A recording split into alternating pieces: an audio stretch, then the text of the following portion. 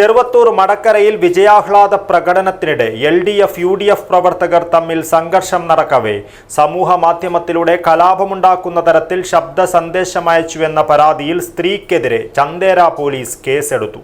December 13 വൈകുന്നേരം 6 മണിക്കാണ് കേസിനാസ്പദമായ സംഭവമുണ്ടായതെന്ന് police പറയുന്നു. നന്മയുള്ള മനസ്സ് പോലെയാണ് പരിശുദ്ധിയുള്ള സ്വർണവും എന്നും നിങ്ങൾക്കൊപ്പം. Roshy jewellery, bank road, അൻകോട്ട് road, Kasaragod. തദ്ദേശ തെരഞ്ഞെടുപ്പിന്റെ വോട്ടെണ്ണി ഫലം പ്രഖ്യാപിച്ച ഡിസംബർ 13 ചെറുവത്തൂർ മടക്കര ടൗണിൽ LDF UDF പ്രവർത്തകർ തമ്മിലുണ്ടായ സംഘർഷത്തിനിടയിൽ വാട്സാപ്പിലൂടെ ശബ്ദ സന്ദേശം അയച്ചതിനെ തുടർന്നാണ് 5 ദിവസം കഴിഞ്ഞ് പോലീസ് കേസെടുത്തത്. CPM നേതാവ് മടക്കര മുക്കീലിലെ EV ഷാജിയുടെ പരാതിയിലാണ് പോലീസ് സ്ത്രീക്കെതിരെ കേസെടുത്തത്.